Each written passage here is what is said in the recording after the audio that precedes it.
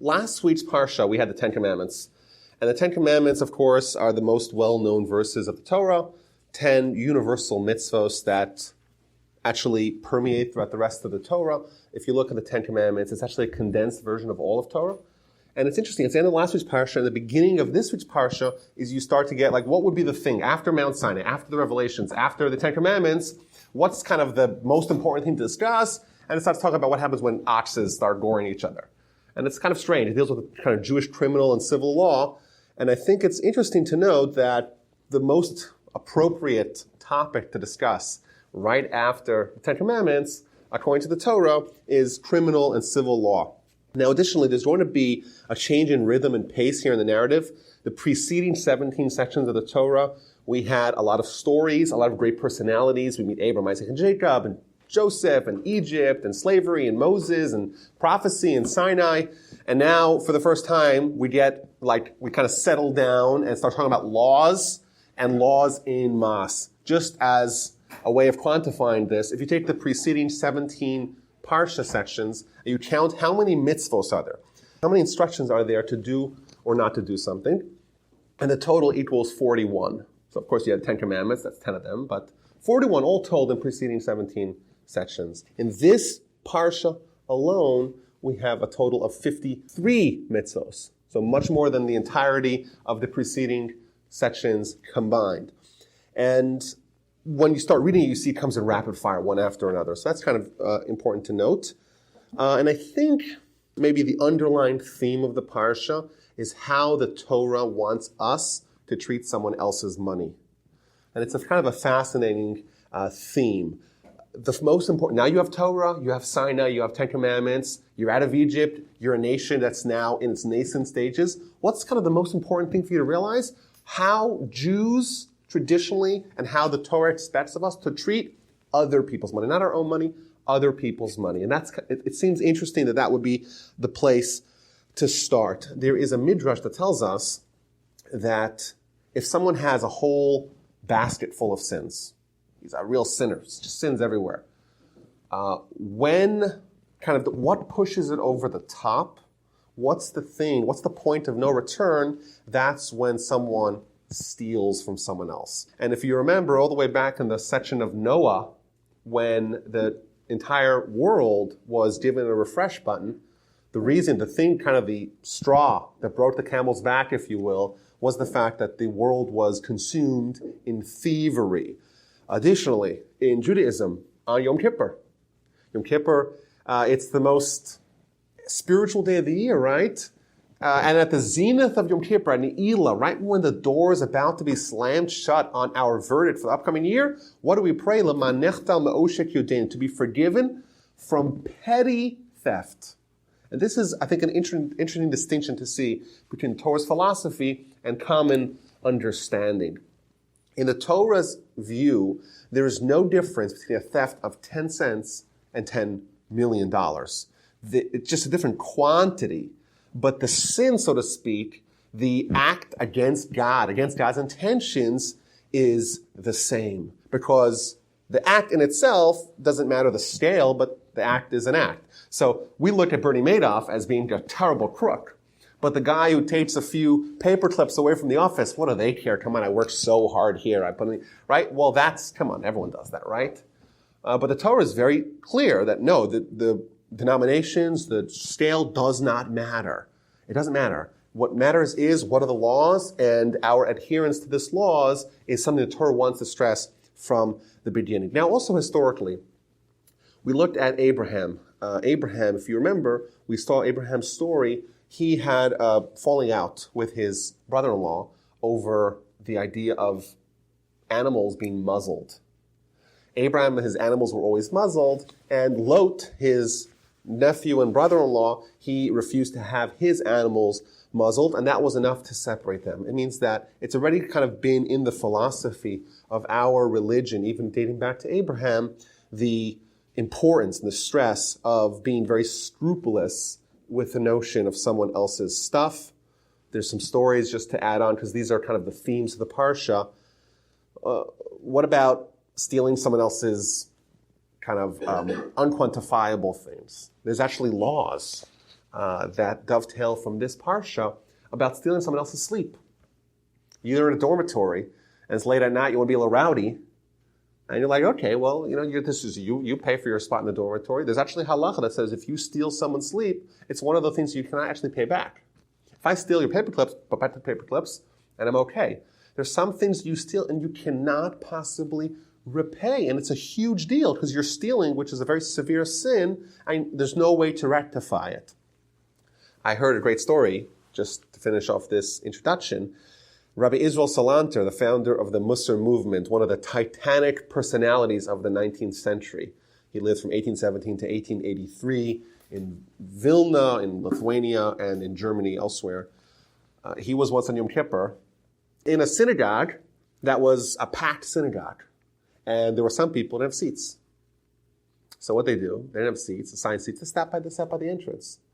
So Rabbi Salanter walks over to them, to that people standing at the entrance, starts screaming at them, "You're a thief!" Guys, a little davening on Yom Kippur. The great rabbi comes and says, "You're a thief?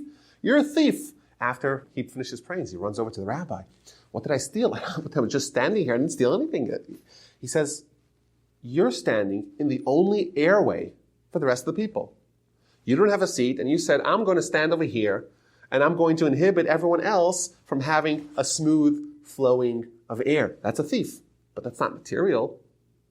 But that's the Jewish attitude, that we have to be so careful with the items of others, with the even non-quantifiable items of others, and it doesn't matter the scale. The scale does not matter whether it's something that's worth very little, something that's worth a lot. Additionally, Rabbi Israel Salanter, he famously said, just like there's a prohibition of seclusion with a prohibited, there's a halach in the Torah that you cannot be secluded for a prolonged period with someone else's wife. Why? Because something may happen, right? There's a prohibition of seclusion. It's not just, and even if nothing bad happens, there's still a prohibition of seclusion. Rabbi Israel Salanter said, just like there's a prohibition of seclusion with someone else's wife, there's a prohibition of seclusion with someone else's money. You have to distance yourself so much from infringing upon someone else's finances, even if it means you can't be in the same room with their finances. So that's one of the overwhelming or overarching themes of the Parsha. More broadly, we learn about the Torah's judicial and punitive philosophy. I think it's very in stark contrast with what we have today, let's say in the West, how the Torah treats criminals, what's the Torah's philosophy regarding rehabilitation. It's really interesting how you read something that's so ancient, yet could be so relevant today to inspired to modern moralities, modern ethics, and even modern, I would say, modern policy. In Israel, there's a growing movement to take the religious and judicial philosophy of the Torah and make it the law of the land. That's actually a growing movement in Israel. To say, why do we need to take English common law and make that as the foundation of Israeli law? Let's take Torah law, make Torah law the foundation of Israeli law. And if you want to get a sense of what that would look like, a little sampling, a good place to start would be this week's Parsha, because like we said, this is the name of the Parsha is Mishpatim. Mishpatim means laws. And it starts in rapid fire. So the first verse says, it's God talking to Moshe, these are the laws that you shall place before them. Now, there's a juxtaposition here between the last thing of the previous Parsha and the first section of this week's Parsha.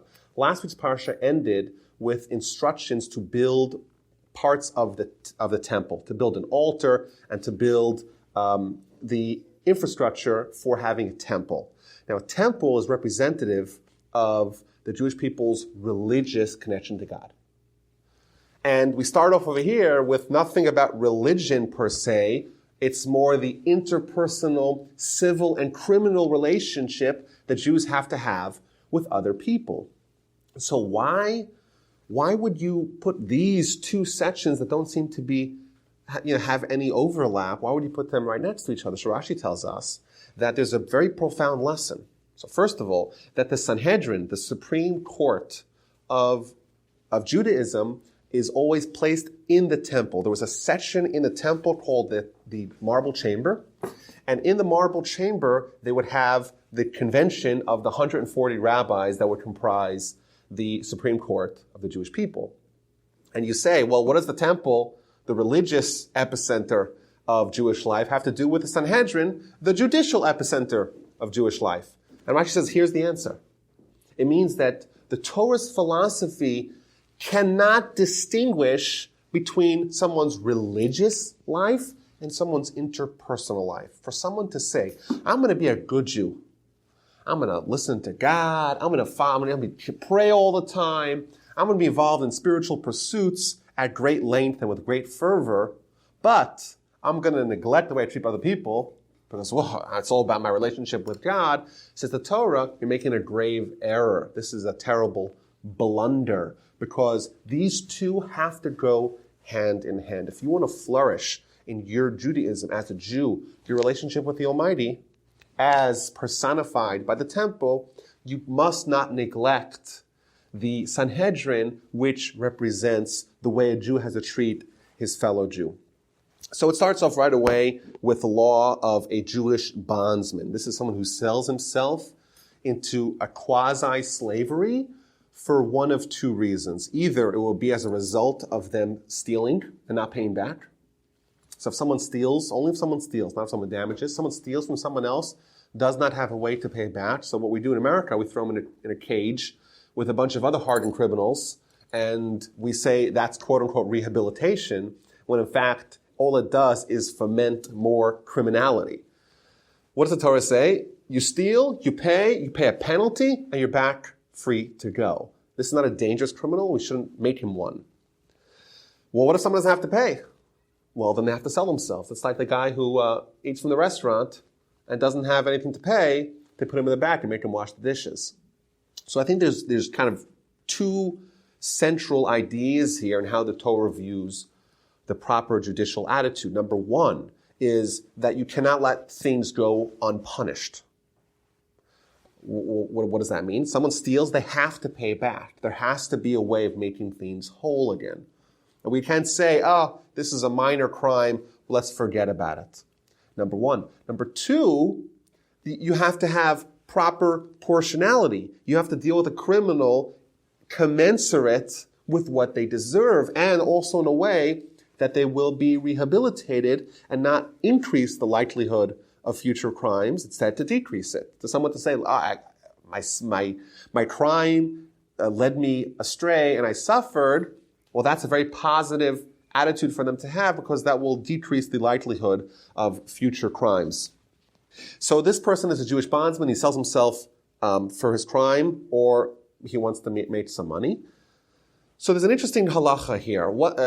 His owner, quote unquote owner, because this is not a full-time slave, this is a bondsman, someone who's there for a specific amount of time, maximum of 60 years.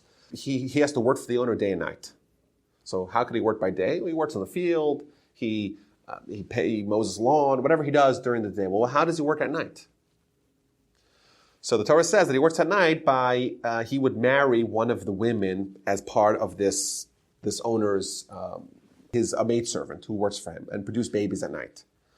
So there's a very strange halacha, seems a little counterintuitive. So you have a Jewish slave, he's not really a slave, he's a bondsman, and he's allowed to sell himself or be sold for his crime of theft to an owner, and he is supposed to marry one of the women in that home, in that estate.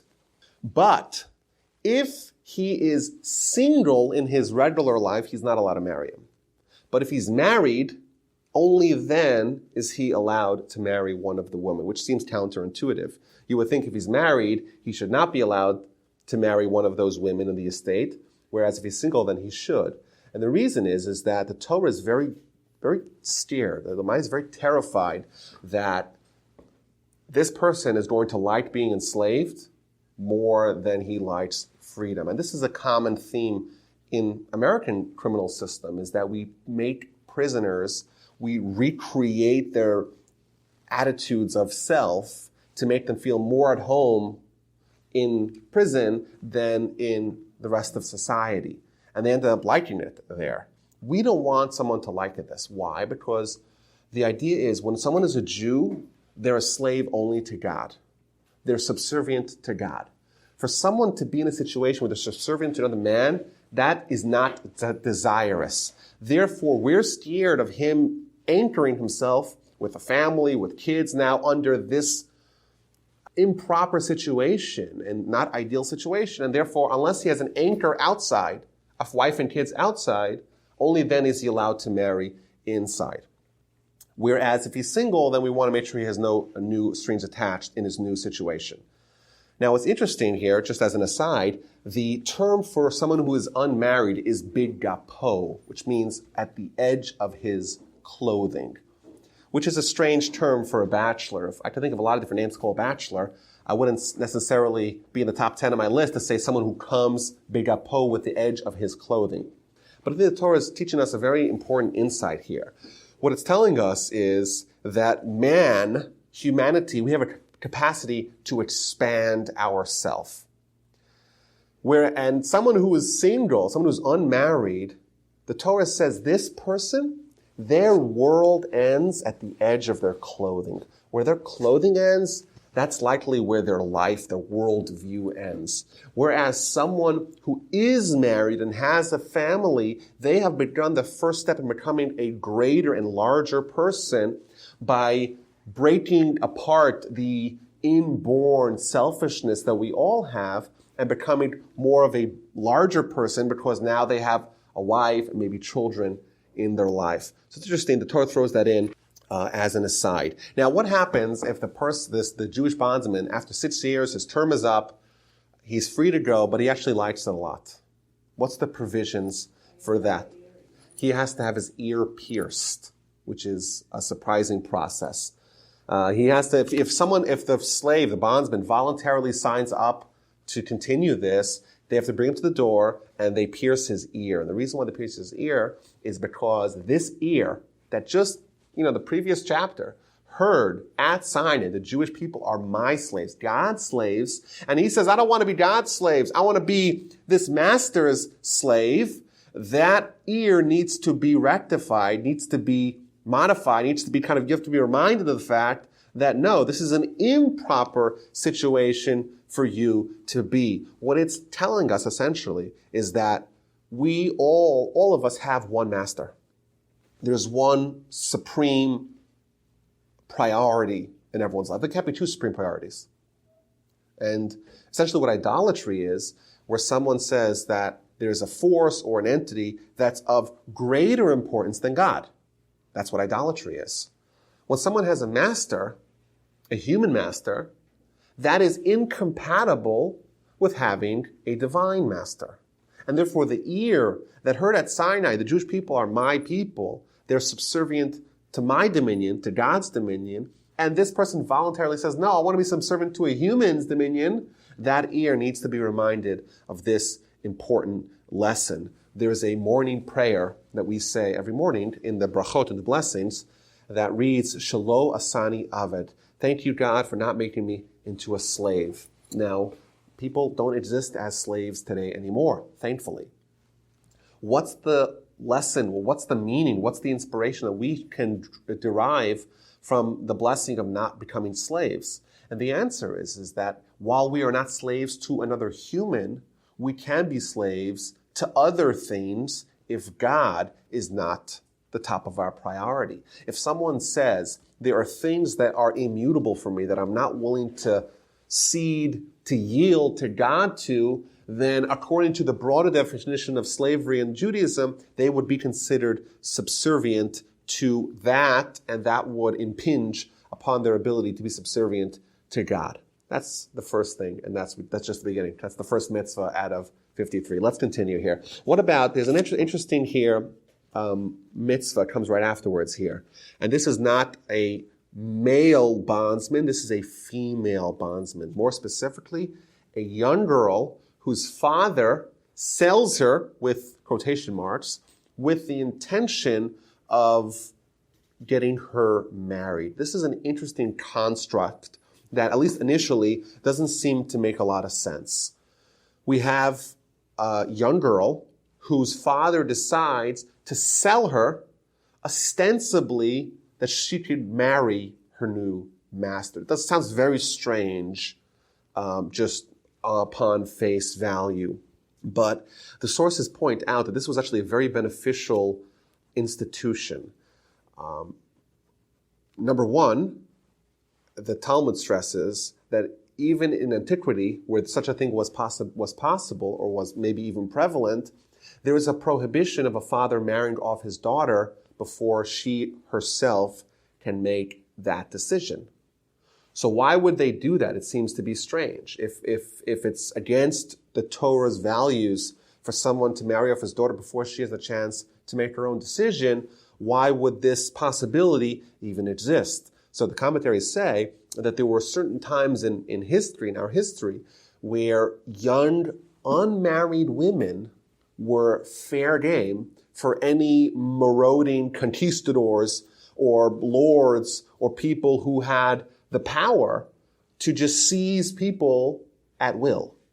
And this was a major problem. You have your daughter, you're scared of letting her out by herself because some local feudal master can just seize her and there's nothing, you have no recourse whatsoever. So what they would employ is this methodology. They would get her, quote unquote, married as a young girl, and that would be a way to ensure that she'd be safe under such terrible and extenuating conditions. So that's the next law. The next thing it talks about here is murder. And it's interesting. The Torah is very unequivocal. In the first verse, someone who strikes another man and kills him, he himself shall be killed. What if someone murders unintentionally by accident? Then they have to go into exile. They have to go to city of refuge. Now, the commentators point out, the sources talk about this, that murder is the worst sin, and that we know that instinctively, right? It's the one sin. There are a very short list of sins that even repentance that can absolve everything cannot absolve. Because if you murder someone, there's no way you can bring them back no matter how much you repent. But you can't possibly undo that. But moreover, here it talks about accidental murder. And even accidental murder is punished. And the question is why? If someone murdered accidentally, well, it was an accident. How could they be blamed for actions, for activities that they didn't do willingly? And the answer is that even if it was an accident, typically that accident was born out of carelessness. When someone wasn't being aware, being cognizant, having vigilance to prevent accidents are more prone to happen. So someone is saying, I don't want to disrupt my life and be wary and careful and ensure that others are safe.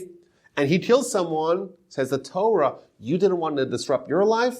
We're going to disrupt your life. You have to pick up your family, your house, everything is going to move to a separate city and have to live there for the duration of the sentence until you can come out of there.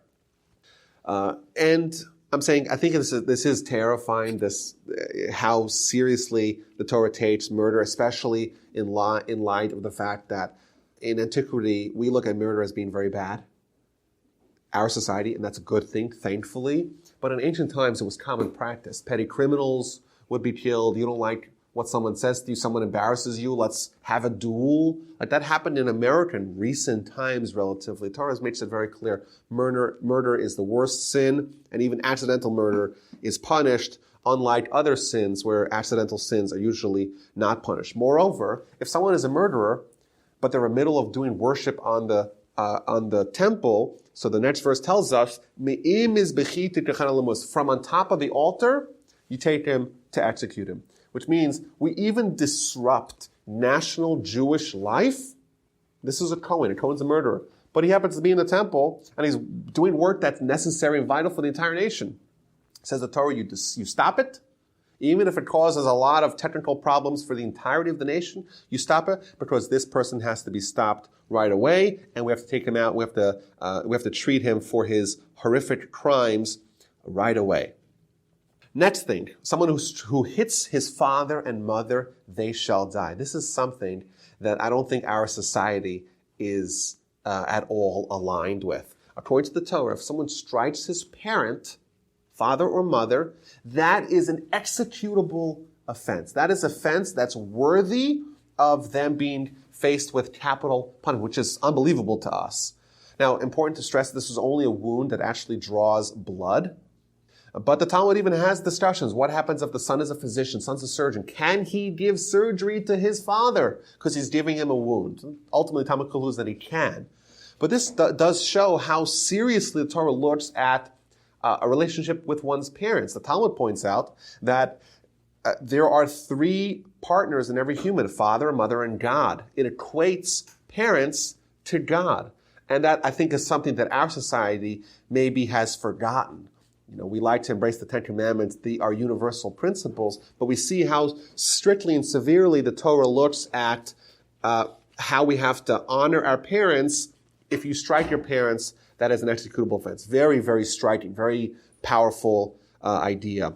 Next law, someone who kidnaps someone, that's an also executable offense. Thankfully, that's not so prevalent. Someone who curses his father and mother. Now, this, of course, this doesn't mean to say a word that has to be bleeped out under FCC regulations. It means a specific kind of curse of a parent. It's invoking God's name as part of a curse.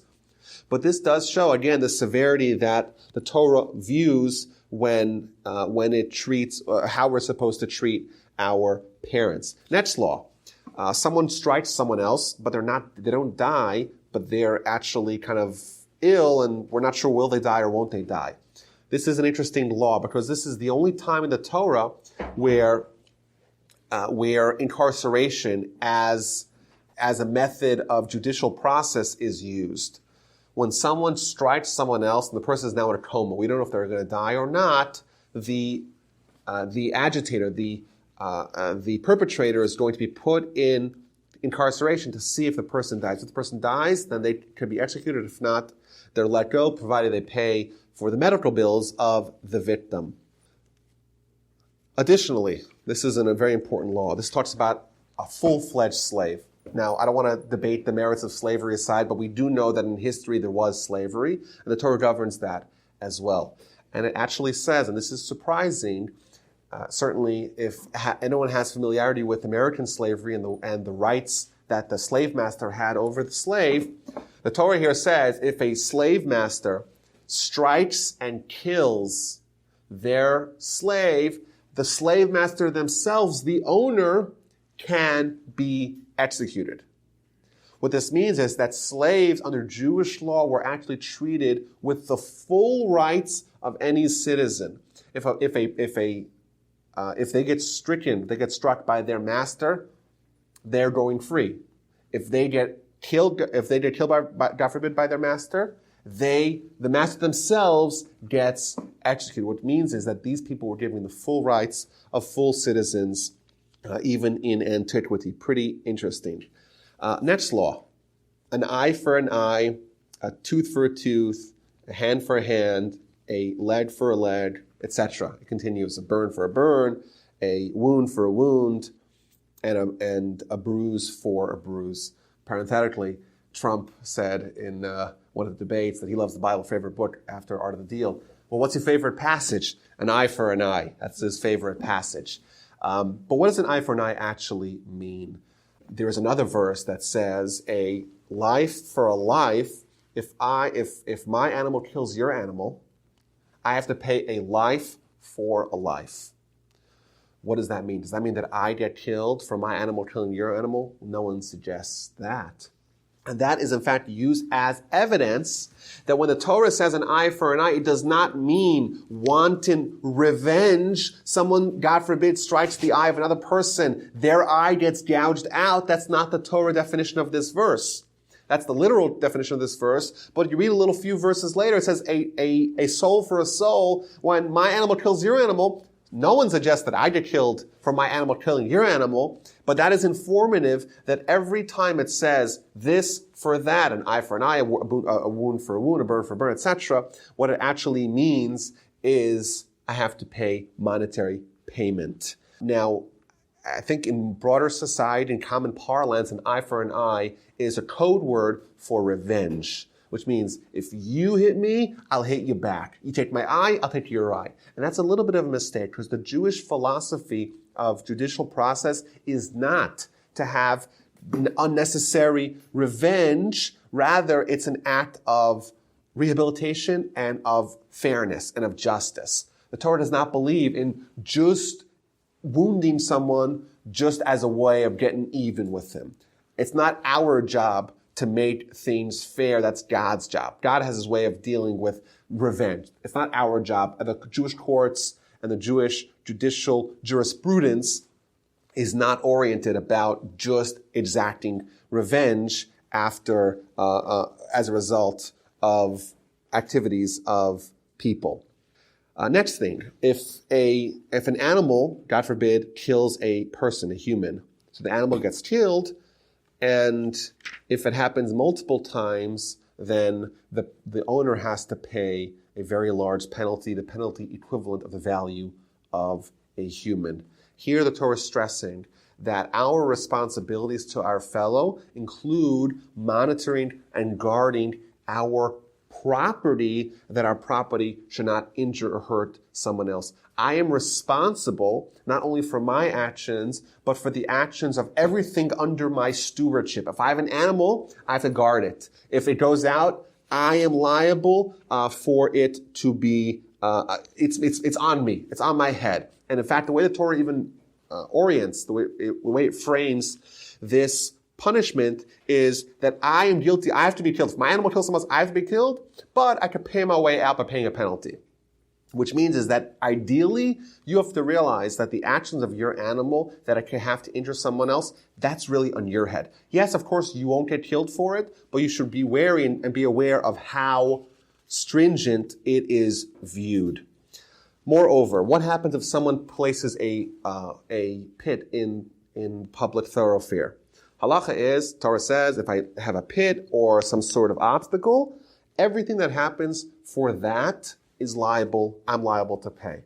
And this is, I think, again, another stage of the Torah's jurisprudence. And that is that I'm responsible not only for myself and for the items that I'm responsible for, but I'm responsible for everything that can be deduced from my actions.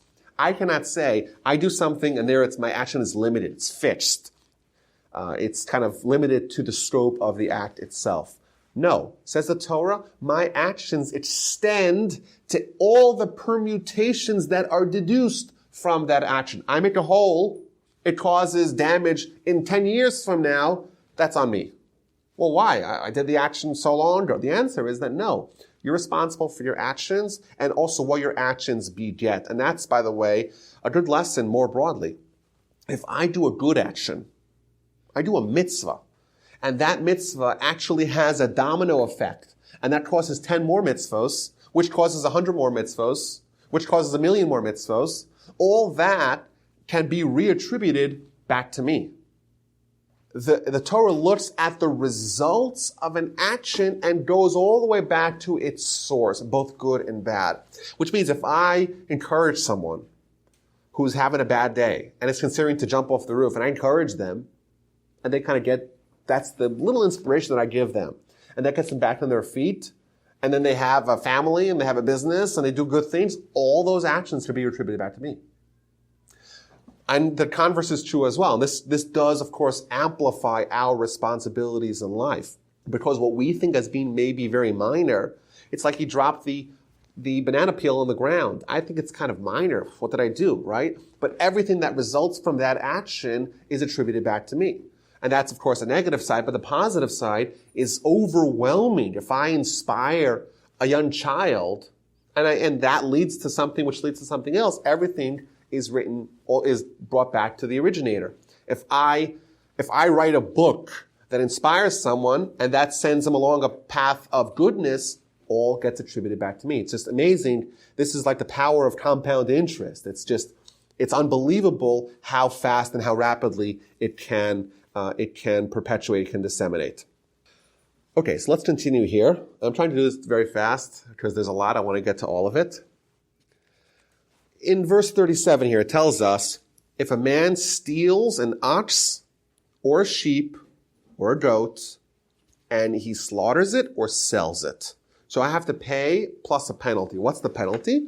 I have to pay 5 cattle instead of the ox and 4 sheep instead of the sheep. So I'm paying a penalty either 4 or 5 times what I stole if if I slaughtered it or sold it on. Now, there's obviously a discrepancy here. How come would I have to pay 5 times for the cattle, but only 4 times for the sheep? So Rashi explains that the Torah is careful for the shame of the criminal. Why? If I go into someone else's barn and I take their cow, so how do you transport a cow? You have to walk alongside it. But if I go take a sheep, how do I transport it? I have to lift it. I got to walk through town holding the sheep on my shoulders. And that's kind of a demeaning and degrading and embarrassing experience. It says the Torah, because the criminal had to suffer along the way, their crime is not as bad.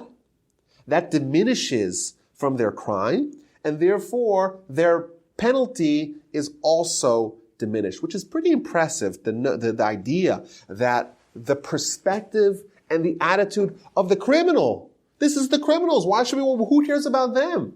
The Torah is saying we care about them. And therefore, we're going to take into account not just the result, the bottom line of the action, but also everything that was necessary along the way to bring them to that point. All that is taken into account.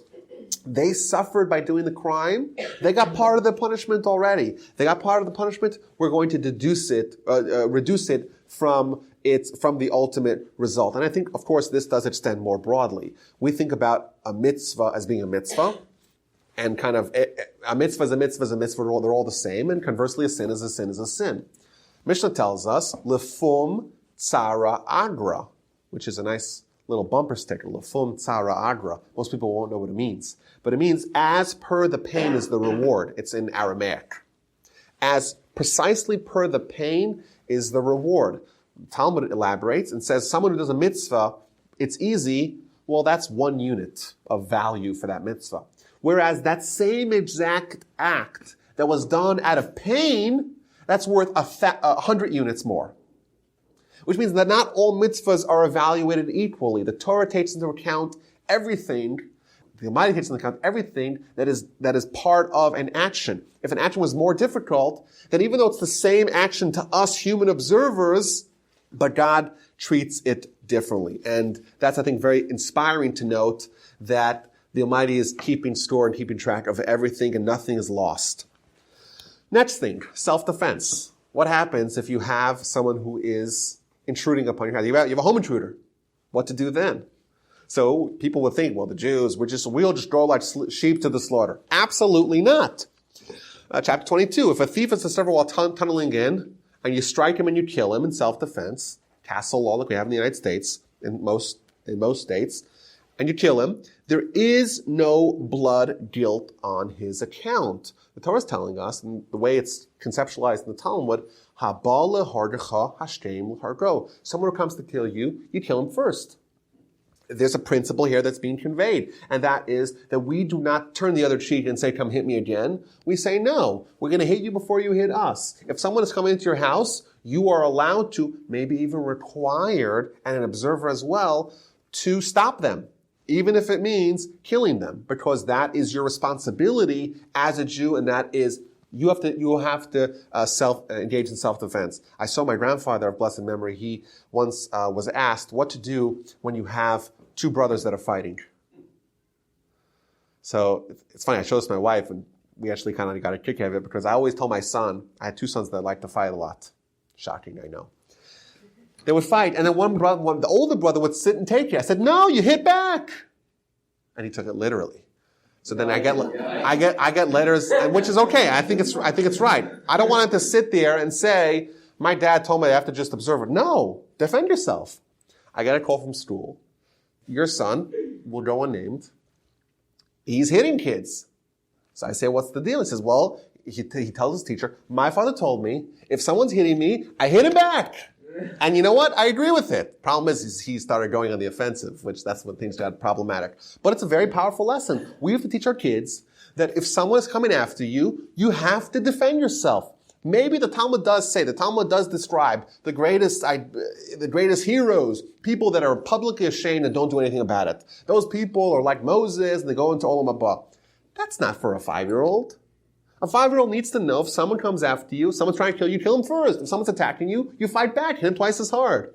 That's the appropriate thing, and that's proper parenting. And by the way, I was actually heartened to hear that because I had advised as such before I saw this because it made sense to me, and now I got confirmed that that's indeed what is appropriate.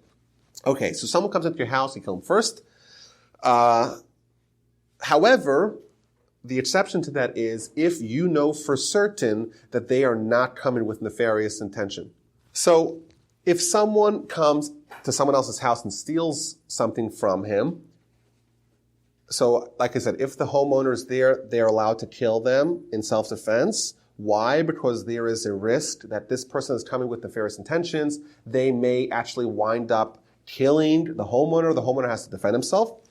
What if he comes and he steals? The general rule is that someone who steals has to pay double. With the exception of someone who steals an animal and sells it or slaughters it, they pay double. Next law. Someone who has a fire. So you have a little campfire. How lovely. Fantastic. You, like a general principle, you're responsible for everything that you start. And if that goes and spreads and, God forbid, causes a lot of damage, you have to pay top dollar plus a penalty. Additionally, the laws of a watchman.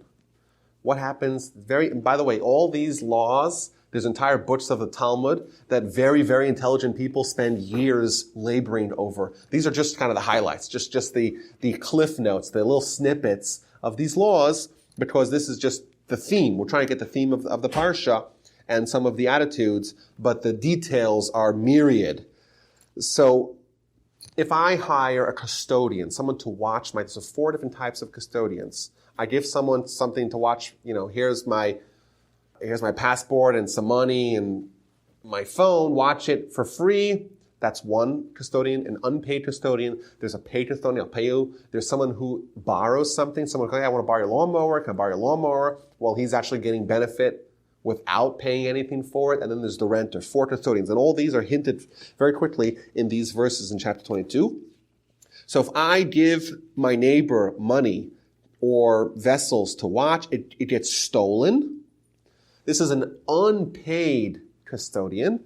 And therefore, because they're unpaid, they're not liable for theft. So I give someone, hey, watch this for me, and someone breaks into his house and steals it, then he's not liable. However, what if there's the concern, maybe there was no theft. Maybe the guy just pocketed my stuff, and now I'm left out in the dark. So the truth is he has to swear, the custodian has to swear that he did not extend his hand upon his fellow's property. That's one kind of custodian.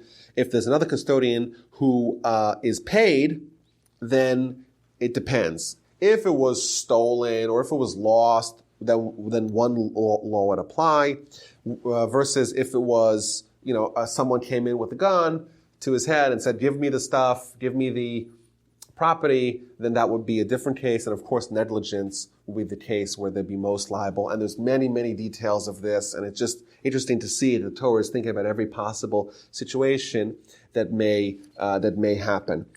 I want to look at here another law that talks about seduction. So a man seduces a girl who's unmarried. What happens then? So the halacha is that the man is liable provided the girl wants to marry her. This is an interesting thing because the way this is sometimes portrayed by people that are enemies of Torah is that Torah forces a woman to marry her rapist. That's how it's presented. And that's, of course, people are being dishonest and disingenuous because what this is actually saying is the woman has the options, provided she's interested, to demand that the husband marries her. And actually, in the case of a rapist, what would happen? Think about it. In ancient times, a woman would get raped, God forbid, tragic, right? But now she's used goods, right? She's less desirous to someone. But if the rapist is forced to marry her, and by the way, is not allowed to divorce her as well, that gives her insurance. And that also reminds the rapist, don't do that because you may be on the hook to take care of this woman for the rest of her life. and she would be able to extract the full marital performance from him, including taking care and paying for everything for the rest of his life in a Jewish court if he makes the ill-fated decision to do that. So it's actually the opposite. It's actually an ordinance in place to prevent such activities and to give the rights to the victim. Now, the Torah here transitions here into laws that are very kind of ethically and morally powerful, and also a little bit terrifying. It says, don't taunt or oppress a stranger, because you were strangers in the land of Egypt. Now, the word stranger in Hebrew is a ger, which can also mean a convert. There's a special mitzvah for someone to not mistreat or maledict in any way the people that are less fortunate in the community. And then the next thing it says here, you should not cause pain to a widow or an orphan. The people that are on the lowest level, so to speak, in self-esteem, people that are most vulnerable are the ones the Torah has a specific mitzvah to not cause any pain. What happens if someone causes pain to the orphan or the widow? If you dare cause him pain, exclamation point, i.e., don't do that. If you do, what happens? For if he shall cry out to me, I shall surely hear his outcry. My wrath will blaze, and I shall kill you by the sword, and your wives will be widows, and your children orphans. What this is telling us is the Torah treats us tit for tat. If I cause pain to a widow or an orphan, God forbid, that means that the perpetrator is liable for his wife and his children to experience such pain. Really terrifying indeed, really scary. Next law here. If you shall lend to my nation, don't lend with interest. So this is the mitzvah that we should give interest-free loans. It's actually a mitzvah in the Torah to give loans to someone else, and it's actually one of the best ways to do charity. In our society, we like giving things for free. Kind of the charity has been kind of moved to a government program to give freebies. But that's the meaning, because the person feels like they're reliant on other people. It's not a good feeling. But the best way to give charity is to actually help someone get back on their feet with dignity. And one of the best ways to do that is with an interest-free loan. It's a loan. They're going to pay it back, God willing, when things get better. And even if you must take a collateral, the verse tells us, you take a collateral, you have to make sure that you do not take something that's too vital for their life. So the example that it gives in the verse here, if you take your fellow's garment as a security collateral, until sunset you shall return it to him. What this means is, let's say you lend money to someone, they went through hard times, and you say, okay, well, I want to have some sort of security guarantee that you'll pay me back. So, okay, let me have your blanket. That's the only thing he has. Says the Torah, you are allowed to harbor that blanket until nighttime.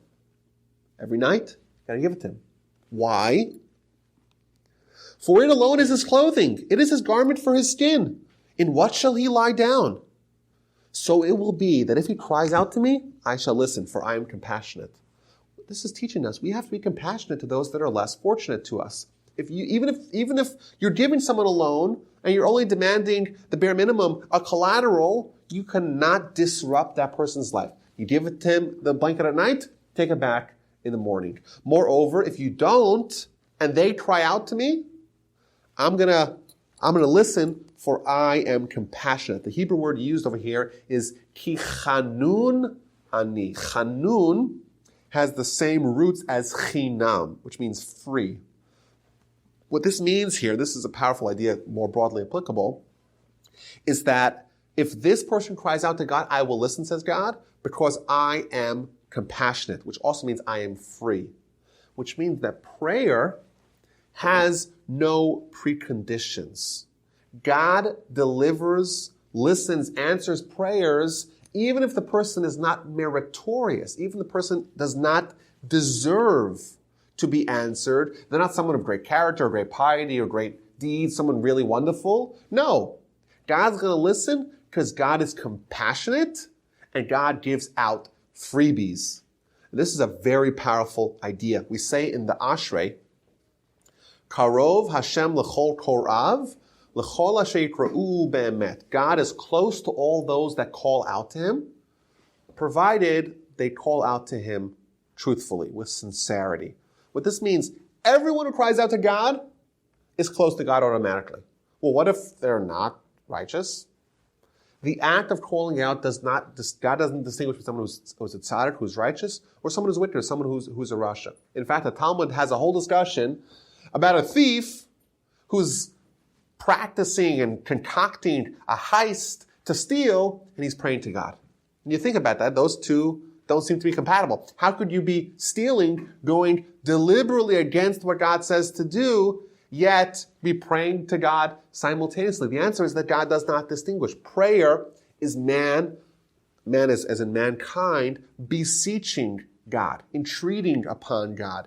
And that does not distinguish between whether they deserve it or not. And I think it's a very powerful lesson for us. I think one of the things that Talmud suggests that some of the things that after a person dies, the thing that they're going to have the most regret is that they didn't properly utilize prayer. Think about this. You have a red telephone with you at all times with a direct line to God. Provided, of course, you use it with sincerity. And, we like to, I think about, the powerful lobbyists who could lobby Congress or lobby the president. We could lobby God. God doesn't have term limits. And God is not limited. There's no checks and balances. And we could, at any time, just talk to God. What a powerful medium to affect our life and the life of the people around us. But unfortunately, it's neglected. And here we're told, you don't need to be righteous. Even if you're not meritorious. You could pray and you could be listened to. You could be hearkened to by God. What a powerful tool in our arsenal. We get to heavens after we die and we're like, oh gosh, I had the winning lottery ticket, and instead I didn't cash it. I didn't utilize it. I didn't maximize my opportunity that was given to me just by dint of me being a human. It doesn't matter. I don't have to be meritorious, I don't have to be righteous. God is free. God has no preconditions to prayer. Very powerful insight. We should try to maximize it as much as we can.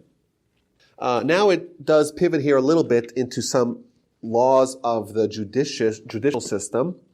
So first it tells us that we cannot curse a judge or God, alternatively, depends how you understand that verse, or the leader. We have to have respect for our leaders. And then it says here, don't accept a false report and do not extend your hand to the wicked to be a false witness.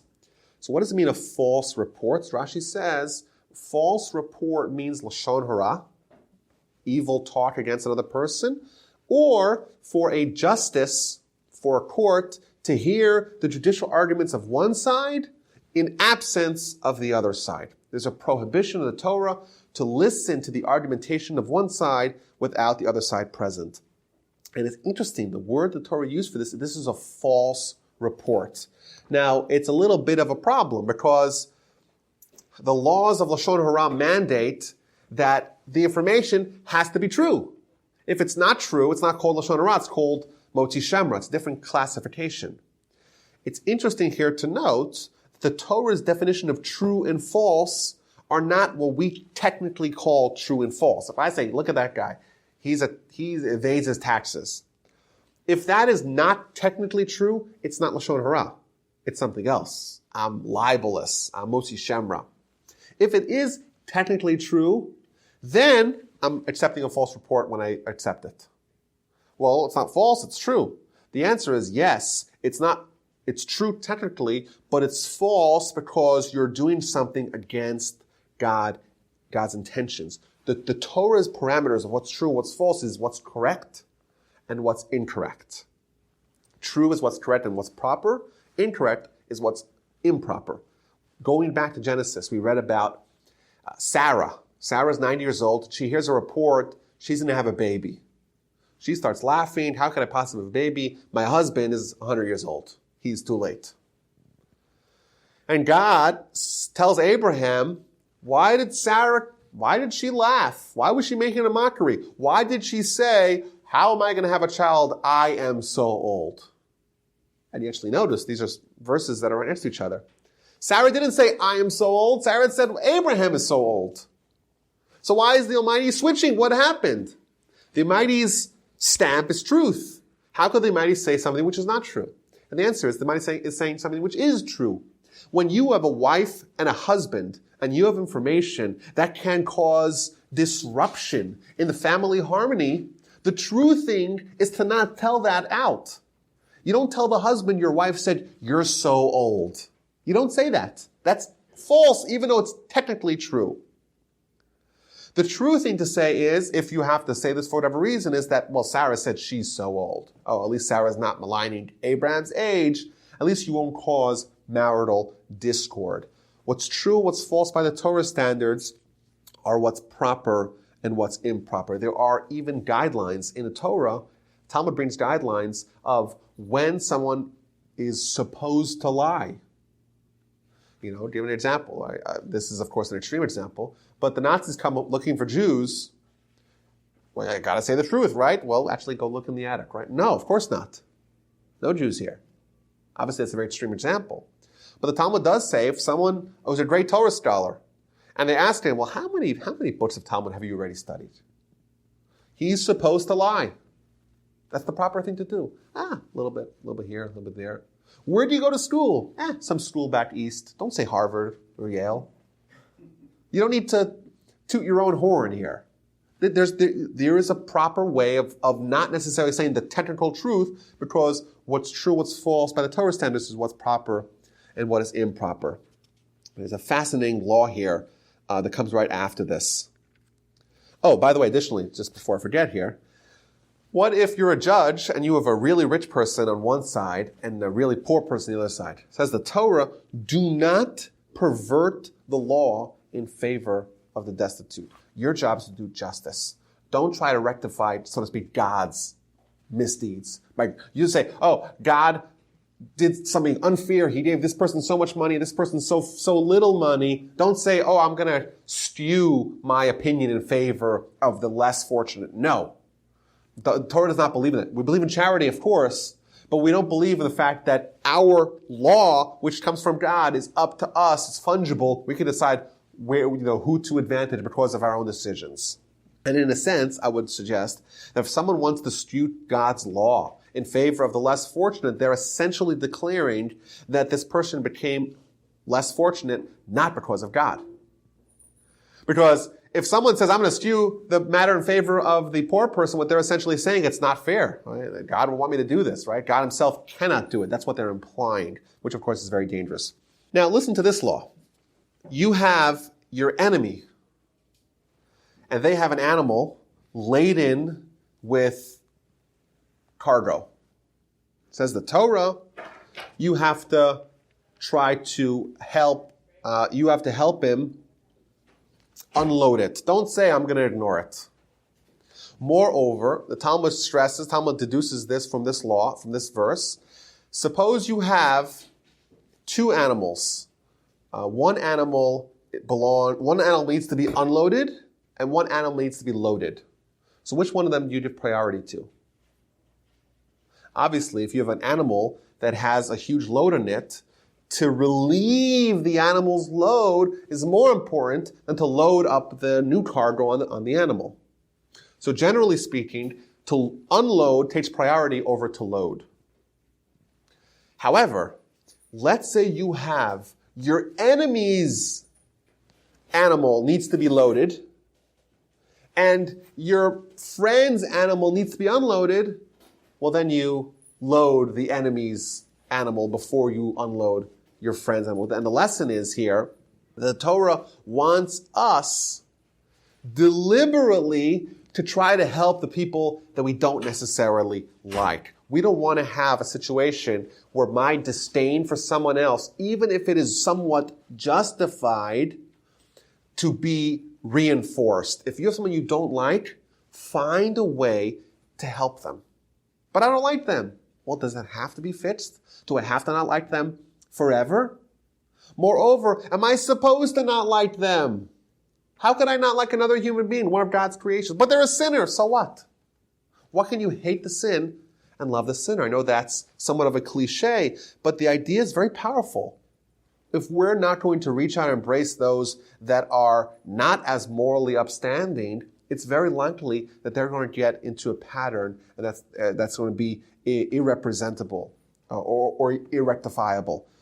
Moreover, if I'm justified, if I'm righteous, there's a tendency for me to say, I'm righteous, but look at those clowns. And it's almost ironic. The same day someone takes on a diet, the very same day they walk by the candy aisle and they're looking to look at these people. Look at them. There's an automatic kind of reflexive response to someone's own upgrading of their righteousness to start looking down and castigating and mentally reprimanding and feeling haughty and superior over those that do not have that same heightened level of growth.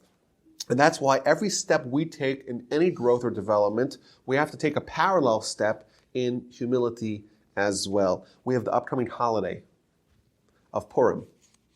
And Purim, Talmud tells us, is a day of love. And all the mitzvahs of Purim surround love as well. So, for example, we have to give mishloach manos, which means gifts to our friends. Well, that's love of our fellow man. We have to read the Megillah, to read the story of salvation. That's love of God. We have a special feast that we're supposed to conduct. Well, that's love of our body. Gotta throw your body a bone. And there's another strange mitzvah that we're told on the holiday of Purim that we have to undertake, and that is to get so drunk that we don't know the difference between Mordechai the righteous and Haman the wicked. And the question is, what's that? And the answer is, it's love of Haman. We have to find, if it's a day that's totally consumed of love, let's try to find a way to not look down at Haman. How do we love Haman? We have to get so drunk that we can't even notice the difference. We're totally rolling on the floor, and that's possible for us to love even the sinners. Okay, let's continue here. There's another famous verse that tells us that we have to distance ourselves from falsehood. And this is interesting here, where, for example, with regards to illicit sexual activity, the Torah says, do not come close to it. Here, with regards to falsehood, it extends even further, not only to not come close, but to actively distance yourself from falsehood. What this means is that every negative character has a redeeming quality. If someone has anger is terrible. But when directed properly, it can be a very useful asset in your spiritual life. Someone has lust. Well, that could be very bad, but it could be very positive. You could build a tremendous legacy. And everything has kind of its proper medium. Falsehood has no redeeming qualities. Says the Talmud, the Hebrew word for falsehood is sheker. And you notice the way it's actually spelled, sheker ein lo raglaim, it has no feet. The letters are all on one point, so if you just kind of let it stand there, it's going to topple over. The shin ends with a point, the kuf only has one leg, the resh only has one leg. Whereas emes, truth, both of them, they're all secure. They either have a whole leg kind of flat to stand on, or two legs, and that's upstanding. What this means is that falsehood has no redeeming qualities. There's no saving grace for falsehood, and therefore, says the Torah, you have to disavow it entirely. Next law is bribery, and the Torah declares bribery will disrupt free will. We learned about Pharaoh, and Pharaoh's heart being hardened, which is a limitation on his free will. Normally, if he was allowed to act on his own, he would have let the Jewish people go. Says God, no. The free will is going to be curbed for whatever reason. Says the Torah over here, a judge who accepts bribery is disqualified to be a judge because the Torah declares that his heart is hardened. He is going to be skewed towards the people who did the benefit, and therefore it's almost as if their free will is being suspended. And that's essentially, and then it goes into the laws of the three holidays, Pesach, Sukkot, and Shavuot. And he gives some laws that we've already seen before, Matzah, etc. Shabbos we learn about. And then the Parsha ends with going back to Sinai. And this is the narrative. And I know this has been kind of very fast and rapid fire, but that's really the way it is. One law after another.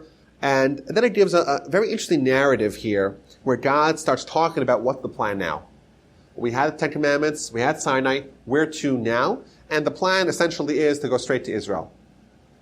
But there's a very strange idea here. In verse 29, first God says in verse 28, I shall send a hornet swarm before you, and it'll drive away all the people. There's going to be some miraculous components to the Jewish people's conquest of Israel. But then it says over here, I shall not drive them away from you in a single year, lest the land become desolate and the wildlife of the field multiply against you. And this is very counterintuitive. It's telling us is that the Jewish people's conquest of Israel, which seems to be pending, of course that's going to change with what's going to happen in the immediate aftermath of this story, golden calf and other misdeeds. But right now the plan is to go right into Israel. Okay, let's conquer the whole land. Let's do it right away. Says God, no, I will gradually, slowly move the local inhabitants of the land, move them out really slowly. And you'll say, well, I don't want them to be slowly here. I want to have my enemies removed. Says the Torah, no, because if you do that, you're going to have instability. And this, I think, is a very powerful lesson, broadly speaking, as well. Sometimes bad things happen to us. We have enemies all around us, and it's taken so long to get rid of them. But there's always a silver lining if you look for it. And you think about it, the Jewish people going to the land of Israel, let's conquer it overnight. Wouldn't that be great? Says God, no. That's actually not so great. It's much better for you to have gradual change, because that's more likely to withstand the tests and the tribulations that are going to be invariably resultant from this transformation. I think it's a very powerful lesson for us. Broadly, when bad things happen to us, very often there's actually a silver lining around it. I'll just give one of my unpopular opinions. On top of Temple Mount, built in the year 691, there's an edifice known as the Dome of the Rock. And it's actually covering the most sacred spot in all of Jewry. It's not the Kotel, it's Temple Mount. And you think about this, how is it possible? We capture the land, the 70 years almost the state of Israel has been extant, and we don't even have our holiest spot. And I think there's actually a very positive silver lining as a result. What would happen if Israel seized Temple Mount, which by the way they did for a few hours in 1967, as an aside? If they seized it, it's very likely that the holiest, most sacrosanct spot of all Jewry will become a tourist site. The location of the future third temple of Israel will be defiled, unfortunately, by tourism, people taking pictures and people Snapchatting their way. Look where I am. But now it's controlled by the Muslims. Jews are not really allowed to go there. It's terrible, but there is a positive side to it, that it's being guarded, so to speak, by a contingency that's probably more likely to treat it in a way that's fitting for it because of the conditions are not ready for us to take over. The Parsha ends here with a recapitulation with some more details of the Ten Commandments of the previous Parsha. There are some nice pledges that God makes to us. I would just read them because I think it's very powerful. God says, my angel shall go before you and bring you to the land of the Amorites, the Hittites, the Perizzites, to list all the Canaanites. Do not prostrate yourselves to their gods. Do not worship them. Do not act according to their practices. Smash their idols. Break their pillars. Worship Hashem your God. He will bless your bread and your waters and will remove illness from your midst. What the Torah is telling us is, God is making a pledge here. You uphold your commitment. He'll keep his side. Well, what does that include? There shall be no woman who loses her young or is infertile in your land. I shall fill the number of your days. I'll send my fear before you. It'll confound your enemies. Really powerful stuff. Again, this is one of many if-then, so to speak, statements in the Torah where God says, if you do this, I will respond in kind. Very powerful things for us to not forget. In chapter 24, it begins, again, going all the way back to Sinai. It's almost as if the laws are bookended by episodes of Sinai. It starts off with the Sinai of last week's Parsha. It ends up with the Sinai of this week's Parsha. Descriptions of the revelation. And in the middle, there are these laws. And you might think, perhaps, that the laws of interpersonal laws, well, they're not so important, right? How relevant are they? My arts, your arts, my stealing, your stealing. All these laws that seem to be very kind of simplistic. They're not so lofty. The Torah bookends them by a description of Sinai, the greatest event in all of human history, one before, one after, for you to not forget that the way you behave, and the way you behave not with God, with other people, that is something that is befitting to be told in between descriptions of the most monumentous event in all of human history. So it describes what happens, and Moshe wrote down the Torah. Moshe starts writing over here the beginning of the Torah. Remember, the written Torah was only finished at the end of Moshe's life, but it's written incrementally along the way. So here they write up to this point. An interesting note here, it describes that what the vision that they had, of course it's hard for us to understand what this even means, but the vision that they had was one of brickwork, which is surprising. Why would they see brick? Why would the Torah mention they saw at Sinai, they saw some vision that involves bricks? Rashi tells us what this means is that the Jewish people, they were just recently slaves involved in brickworking. What the message the Messiah is trying to send here is, you guys were brickworking for decades and centuries as enslaved in Egypt. You should know I was with you. I suffered alongside you. One of the foundational elements of God's treatment of the Jewish people is that God empathizes with us. Talmud says, when some Jew is going through a hardship, almost as if God himself is suffering alongside of them. And lastly, the Parsha ends here with a description of the Jewish people's attitude towards Sinai. And it says, against the great men of the children of Israel, he did not stretch out his arm. They gazed at God, yet they ate and drank. What this means is that the spiritual level of the nation at the foot of the mountain at Sinai was one that they were comfortable to eat and drink, which means they were so at home with the spiritual experience that they were partaking in, that they were even comfortable enough to eat and drink. They were at ease, and their love of God triumphed their fear of God. The very first revelation that we've had in the book of Exodus was Moses by the burning bush. The first thing he did was cover his eyes out of fear.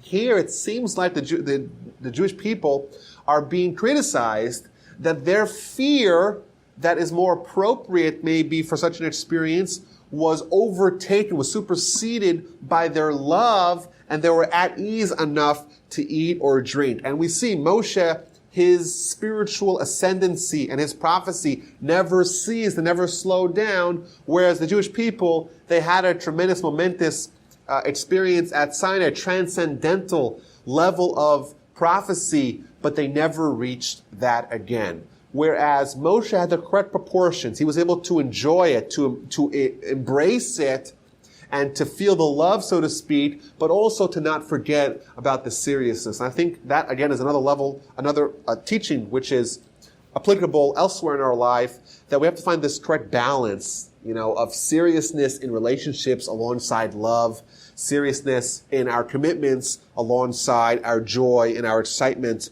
of that. And the parsha ends a description of Moshe ascending the mountain. Again, the Torah is not necessarily chronological. This actually happened earlier, but the Torah will go off the chronological linear narrative to teach you lessons. Moshe ascended the mountain. The cloud covered the mountain. There was the cloud there for 6 days. The appearance of the glory of Hashem was like a consuming fire on the mountain before the eyes of the children of Israel. Moshe arrived in the midst of the cloud and ascended the mountain. And Moshe was on the mountain for 40 days and 40 nights. He's going to have a huge and undesirous surprise awaiting for him when he descends. But in the interim, we're going to learn about some of the lessons and some of the very valuable and critical teachings that he learned along the way and that inform and inspire for us from thenceforth.